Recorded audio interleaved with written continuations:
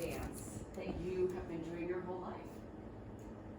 The fact that breaking is in the Olympics is a testimony to the brilliance of the youth, so the inner city youth, you know, in New York City and just really around the world. But since it started in New York City, and in rough areas, I grew up in Spanish Harlem, just a few blocks away from where we are now. So the Bronx is credited with most of the, of course, the birth of hip hop. However, all of New York at that time, in the 70s and even late 60s, and even before that, we had a very similar vibe. The only thing that separated the boroughs was a river. That was it. So the music that people were listening to in the Bronx and the dance, social dances that were happening, they were happening in Harlem, and they were happening in Brooklyn, and etc. So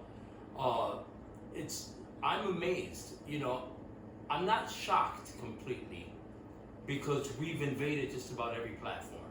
I'm one of the co-authors of the first hip-hop off-Broadway musical called Jam on the Groove. We invaded theater.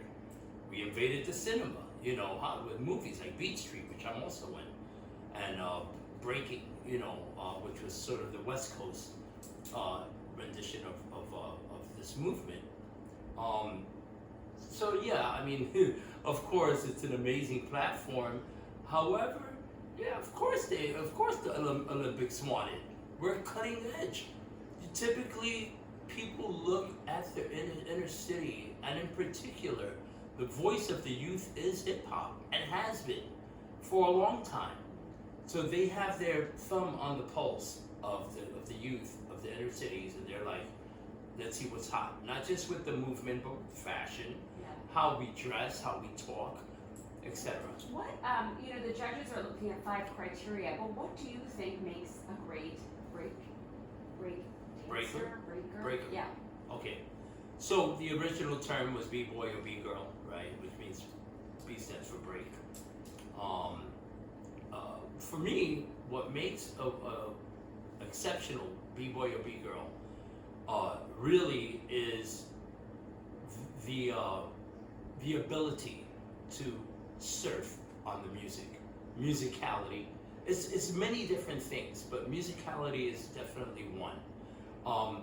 Character, besides foundation and technique, these are the obvious. You have to have good foundation. You have to have good technique, of course. Combinations, how you're combining your whole thing, your whole run has to make sense. There has to be a beginning, a middle, an end. Hence, a freeze. When you see the B-boys and B-girls freezing, it's physical punctuation. It's like a comma or an exclamatory sort of blow-up move. You know, and the thing is that all of this should be properly balanced.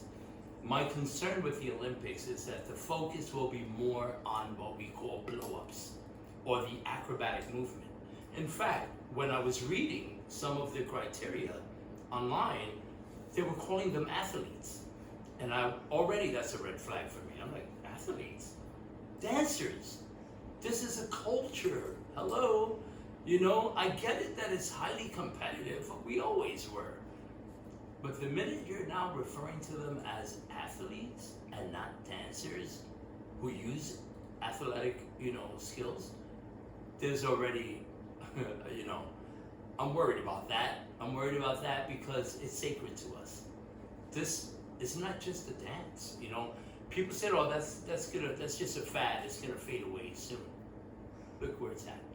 Something that started, decades ago, has penetrated just about every platform and every stage, literally.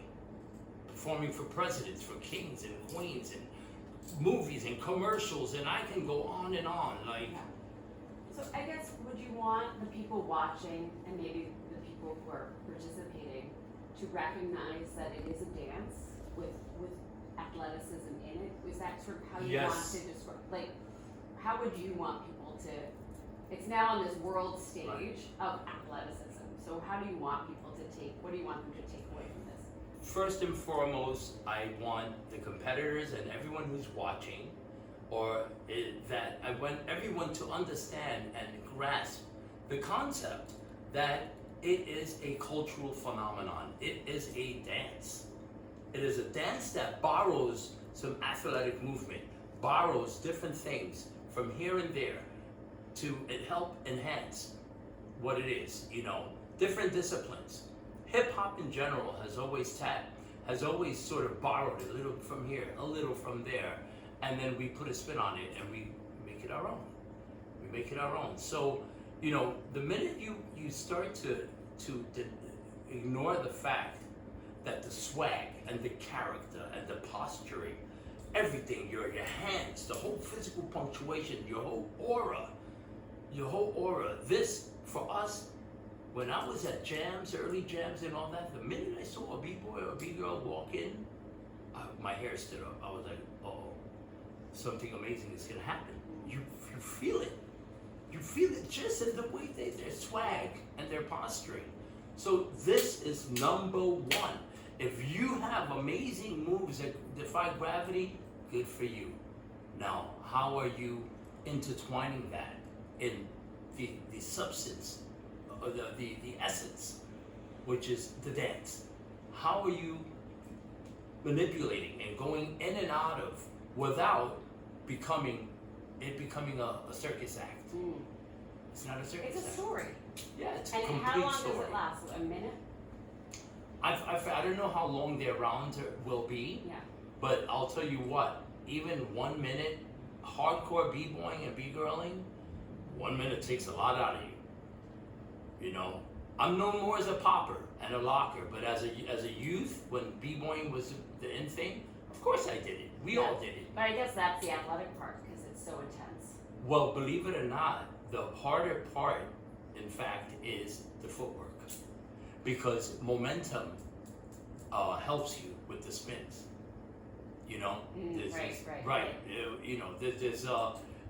There's an advantage, sort of to like knowing how to torque, and then your body does the rest. But to support yourself on your arms and do footwork and shuffles and that's the hard part. That you can get winded very quickly doing that. And holding freezes. I cut you off. I asked you if it's a story, and you were saying it is. Yes, it is. It relates. The music dictates the story. We are surfing the rhythm, the music, right? So for instance, let's say a James Brown song, let's say Clyde, the drummer, does a drum roll. Brrr, that's the perfect place for a shoulder shimmy. Brrr, or real fast, rapid fire footwork. Or if James Brown goes, hey, you accent the voice. So we knew these songs in and out. Yeah. Which is another thing that worries me. Are they going to be using classic? Well, they don't know what the music is. It's Right. random. Well, I know. However, will it be What kind in the of vein? genre? Yeah. Will it be b-boyish or b-girlish? So I know that you've got this issue with what is the give back? Having it on this kind of stage, what does it give back to the community? Is it enough that we're talking about it? Do you just hope that people remember where this was born and how it started? Is that kind of what you want? Well, this is great. I'm feel honored to be interviewed, and that way I can share some tidbits that maybe people didn't know. However, what are we doing to help the youth? Like in other words, the powers that be that run, on the top of Olympic Mountain, the funding and all of that. Will any of the community-based organizations see any trickle down, anything to help and enhance our situation here? Maybe it'll get people more interested, and then those community groups will benefit. Who knows, right? Yeah, who knows? I mean but that's not a guarantee. Right. I want a guarantee. Is it guaranteed that breaking will be in the Olympics? Yes, it is. Now it's solid. It's happening. What's guaranteed for us here in the inner cities of New York? What is guaranteed for our youth? What are we getting out of it, really, except watching it on TV and being entertained? It's deeper. For me, You want something beyond the recognition. this culture for me is deeper than what the eye sees and what the ear listens to. It's about helping the youth. It's It's about unifying the youth. It's giving us a purpose. That's what it gave me as a dancer, as an artist. I felt a sense of purpose. I felt like, wow, I'm important. Look at my work. Look at me dance. I matter.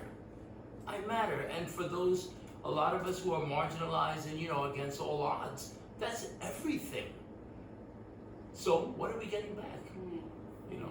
That's one of my concerns. I guess, right, but the validation that it is at this stage, at this level, has to be meaningful. Bragging rights, that's cool. I said that already.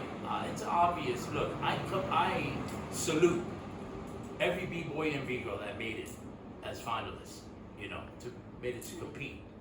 Wow, you should be proud. I'm not here to knock the hustle, or hate the game. You know what I mean? It is what it is. People obviously want to be on one of the biggest platforms ever, the Olympics. Who doesn't? I get it. So I'm not trying to be a hater. However, don't lose scope of what this really is. This is a culture. It's a cultural phenomenon. That's what this is. It's not a sport. It will never be a sport. It's not in my head. Yeah. Not in my mind. It just is not. Is it competitive? Yes, it is. Let's battle. That's what made hip hop push the envelope. That's why rappers rap so amazingly with the wordplay, constantly being challenged. Yeah. Dancing, aerosol art, the DJs with the turntablism, the fashion. We've always been trying to outdo each other. Like, who is the flyest? Who is the flyest guy? Who is the flyest gal? I'll show you. I can show you better than I can tell you. That's what hip hop in general is about, including breaking.